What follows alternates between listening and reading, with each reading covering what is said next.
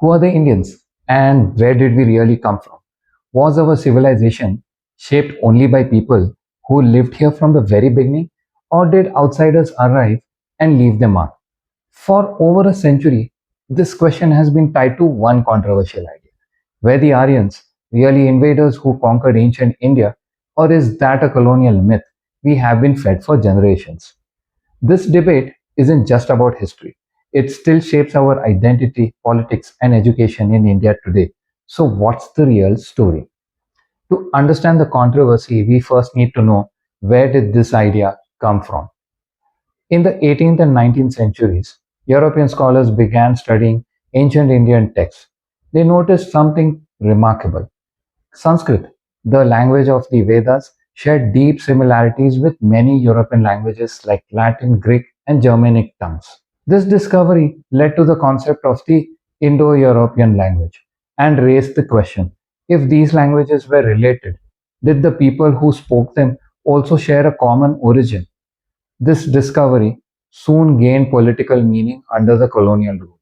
Thomas Babington Macaulay, a British historian and colonial administrator who helped shape Indian education, and Max Muller, a German born scholar fascinated by Indian texts, played key roles in popularizing this idea. Macaulay wanted to justify British rule by portraying the British as heirs to a superior Indo European civilization, while Max Muller linked Indian and European languages to Sanskrit, proposing that these similarities pointed to an ancient migration of Aryans into India. This theory fed the colonial narrative perfectly, creating divisions that benefited imperial control. Thus, the Aryan invasion theory was born. The idea that around 1500 BCE, a group of Indo European speaking warriors called Aryans swept into India from Central Asia, conquered the Indus Valley civilization, and laid the foundation for Vedic culture. For the British, this served a purpose. It suggested that Indian civilization itself was the result of foreign influence, just like British rule. So their presence wasn't unusual, but part of a long tradition of outsiders shaping India. From the start, however, this theory had problems. The Rig Veda, one of the oldest Indian texts, describes the Aryans as people already living in India, deeply connected to rivers like Saraswati and Ganga. The Vedas don't mention anything about newcomers just arriving in a strange place. By the late 20th century, scholars began shifting away from the invasion idea and toward more complex explanations. And it was DNA evidence that really revealed the real breakthroughs.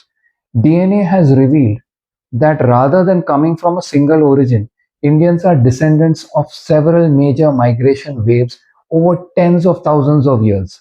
The story begins with the out of Africa migration when the first modern humans arrived in India roughly 55,000 to 65,000 years ago. Their descendants form the deepest roots of nearly all Indians today. After this, about 10,000 years ago and later, West Asian farmers from Iran entered the subcontinent and mixed with local hunter gatherers. Genetic studies show that these Iranian related farmers contributed significantly to the ancestry of people from Indus Valley civilization, directly linking ancient Indians and Iranians more closely to each other than to the Europeans. There were also waves from East Asia, Afro-Asiatic speakers from Southeast Asia, and Tibeto-Burman communities from the Himalayan and northeastern regions, further enriching the gene pool of eastern and northeastern India. Around 4,000 years ago, Bronze Age migrations brought small groups of Indo-European language-speaking steppe herders from Central Asia. This is supported by Y-DNA studies, which show that a specific branch found in modern Indian men called R1A Z93 traces back to these migrations. Their DNA appears gradually, mainly in northern and upper caste groups, through mostly male ancestry. Meanwhile, mtDNA maternal genes paints a different story. Indian women's maternal lines have deep, uninterrupted roots in the subcontinent going back tens of thousands of years, showing very little outside influence. This suggests the mixing of newcomers was nearly through male migration, while ancient Indian maternal lines continued without major breakthroughs. Well, over time, these many streams, early African settlers, West Asian farmers, Southeast and East Asian migrants, and Central Asian steppe herders all blended. Modern geneticists groups this mixture as two key ancestral populations: ancestral North Indians, who have more West Asian and steppe ancestry, and ancestral South Indians, who are closer to the subcontinent's most ancient inhabitants, as well as to tribal groups like the Onge. By studying ancient DNA like that of 4,005-year-old woman from Rakhigarh, scientists found strong evidence of this mixing. She had both Indian and Iranian-like ancestry, but no Central Asian steppe DNA, confirming that Indo-European ancestry only arrived later. Gradual mixing between the ANI and ASI populations between 4,200 and 1,900 years ago led to genetic diversity seen in India today, with regional variations and nearly every group showing some form of these ancient and local lineages. In short, DNA evidence tells us that Indians aren't product of one invasion. Instead, the real story is many generations, many meetings, and a long history of blending and adaptation, a story written in everyone's genes. Archaeology also challenges the invasion model. The Indus Valley civilization does not show any signs of being violently overrun. Instead of sudden collapse, the Indus Valley civilization shows cultural continuity, pottery tools, and burial practices evolved gradually, with no evidence of mass destruction by outsiders. There is also cultural overlap. Symbols, religious motifs, and even some practices of the Harappan civilization seem to echo in later Vedic traditions. For example, fire altars found at sites like Kalimanga resemble Vedic rituals, suggesting a continuity of ideas rather than abrupt replacement. So, what does this all mean? It tells us that Indian civilization is the product of both deep local roots and long histories of interaction. India wasn't created by a single invasion, nor was it isolated.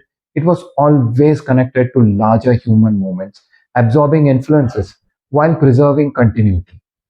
But the Aryan debate isn't just about ancient times, it's also about modern identity.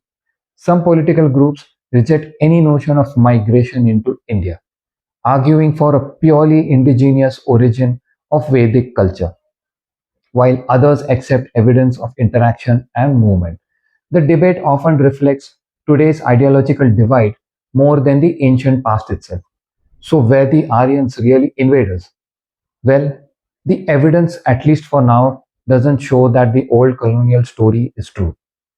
There wasn't a conquering army that destroyed the Indus Valley and imposed a new culture. Instead, there were waves of movement, small groups arriving, mixing, adapting, and gradually blending into the vast, diverse fabric of South Asia. The truth is more complex and more interesting. India's story is not of one replacement, but of layering.